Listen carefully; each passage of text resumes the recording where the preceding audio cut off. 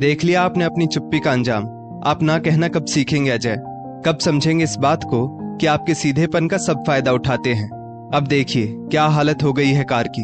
2 दिन का कह गुप्ता जी कार ले गए थे और आज 15 दिनों बाद कार वापस आई है, वो भी इस हाल में, धूल मिट्टी से सनी और इतने डेंट लगी हुई। गाड़ी की हालत देख मेघा का सब्र जवाब दे गया था। अपने खून पसीने की कमाई से खरीदी कार की हालत देख अजय भी बहुत दुखी हुआ और उसे कहीं ना कहीं मेघा की बात ना मानने का पछतावा भी हुआ। अजय को खूब सुनाकर भी मेघा का गुस्सा कम नहीं हुआ। सच पूछो तो गुप्ता जी से कहीं ज्यादा उसे अपने पति पर गुस्सा था। मेघा और अजय की शादी को 12 साल हो गए थे। अजय बेहद नेक दिल, समझदार और सीधे इंसान थे।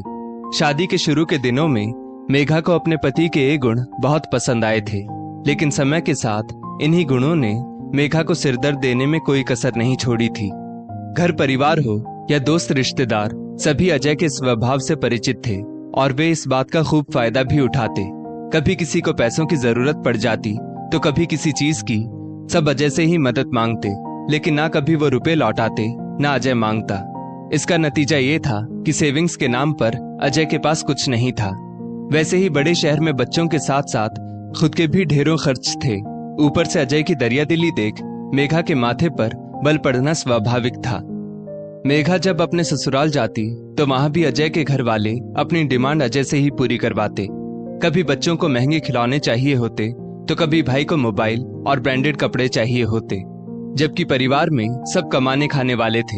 इन सब बातों से मेघा चिढ़ जाती और जब अजय को टोकती तो अजय परिवार की दुहाई दे मेघा को चुप करवा देते। मेघा और अजय के दोनों बच्चे भी बड़े हो रहे थे। ऐसे में इतनी फिजूल खर्ची मेघा को बिल्कुल रास नहीं आती। आखिर थी तो अजय की प्राइवेट नौकरी ही, जिसमें बच्चों के भविष्य के साथ साथ खुद के लिए बचत भी जरूरी थी। परेशान मेघा जब तब अजय से लड़ पड़ती। अजय, कब समझ आएगी तुम्हें? कब अपने परिवार के विषय में सोचोगे? बच्चे बड़े हो रहे हैं, उनके खर्चे बढ़ेंगे, तुम सब कुछ औरों पर लुटा दोगे तो मेरे बच्चों का क्या होगा? मेघा के लाख समझाने का भी अजय पर कोई असर नहीं होता। परिवार के प्रेम की पट्टी और ना कहने में संकोच के कारण अजय जितना कमाता उतना खर्च कर देता था। समय कभी एक सा नहीं रहता। कुछ ऐसा ही अजय और मेघा के साथ भी हुआ। अजय की कंपनी में घाटा हो गया। कंपनी से कई लोगों की रातों रात छुट्टी कर दी गई, जिसमें से एक अजय भी था। अजय की अच्छी खासी नौकरी छूट गई। अब क्या होगा मेघा? कैसे चलेगा अपना घर? नौकरी छूटना अजय के लिए किसी सदमे से कम ना था। अजय के कुछ दोस्तों की भी नौकरी छूटी थी, लेकिन उनके पास अच्छी सेविंग्स थी। वहीं अजय के हाथ खाली थे। अजय की चिंता मेघा से अलग ना थी। अपने पति को क्या दिलासा दे, ये बात खुद मेघा भी समझ नहीं पा रही थी। आप चिंता क्यों करते हैं? इतने सालों का एक्सपीरियंस है आपका, आपको नई जॉब जरूर मिलेगी और घर खर्च से कुछ रुपए मैंने बचा रखे हैं, 1-2 महीने निकल जाएंगे। मेघा की सेविंग्स के सहारे 1-2 महीने निकल गए। इस बीच अजय ने भी कई जगह इंटरव्यू दिए, लेकिन कहीं बात नहीं बन पाई थी। दोनों पति पत्नी की रातों की नींद उड़ चुकी थी। मेघा, तुम कहो तो बड़े भैया से बात करूं? उनकी तो अच्छी नौकरी है, अगर वो कुछ सपोर्ट कर देते तो जॉब मिलने तक आसानी हो जाती। अजय के कहने पर मेघा ने मौन सहमति दे दी। कोई और वक्त होता तो मेघा कभी राजी ना होती, लेकिन अब हालात कुछ ऐसे थे कि मेघा चुप रह गई। भैया, आप तो जानते ही हैं, मेरे हालात कुछ ठीक नहीं चल रहे। अब तो बच्चों की स्कूल फीस भरने के भी पैसे कम पड़ गए हैं। अगर आपसे कुछ मदद हो जाती। हक के साथ अजय ने फोन पर अपने बड़े भाई के आगे अपनी बात रखी, लेकिन अपने भाई से जो जवाब अजय को मिला उसकी अजय को बिल्कुल उम्मीद नहीं थी। अजय, तुम चिंता मत करो, जल्दी ही जॉब लग जाएगी। तब तक क्यों नहीं तुम बच्चों को स्कूल ना भेजकर घर पर ही ट्यूशन लगवा दो, इसमें पैसे भी कम लगेंगे। अब मैनेज तो करना ही पड़ेगा तुम्हें। एक बात कहूं, देखो बुरा मत मानना, लेकिन कुछ तो तुम्हारी भी गलती है अजय। कौन ऐसा बेवकूफ होगा जो अपने भविष्य की बचत नहीं करता हो? तुमने तो कुछ सेविंग भी नहीं की है, तभी तो 2 महीने हुए नहीं नौकरी छूटे तुम्हें हाथ फैलाने पड़ गए। मैं तुम्हारी मदद कर देता, लेकिन मेरे खुद के इतने खर्चे हैं, क्या बताऊं। इतना कह भाई साहब ने फोन रख दिया। अजय बुत बन चुका था। ये वही भाई है जिनके एक इशारे पर महंगे मोबाइल, कीमती कपड़े अजय ले आता था। भाई के बच्चों पर पैसे खर्च करते समय एक बार भी नहीं सोचता था।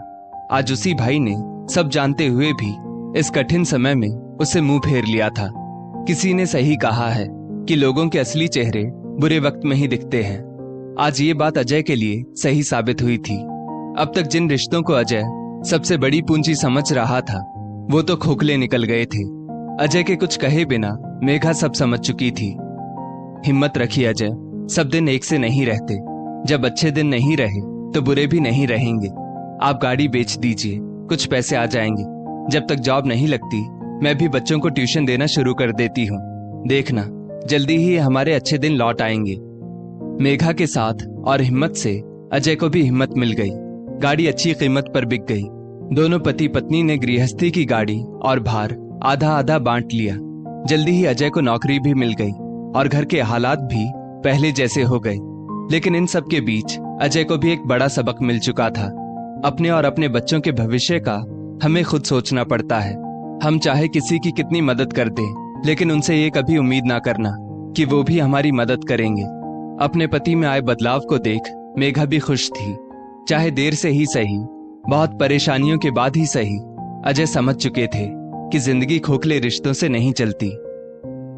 दोस्तों, इस स्टोरी को लेकर आपकी क्या राय है, नीचे कमेंट करके जरूर बताइएगा।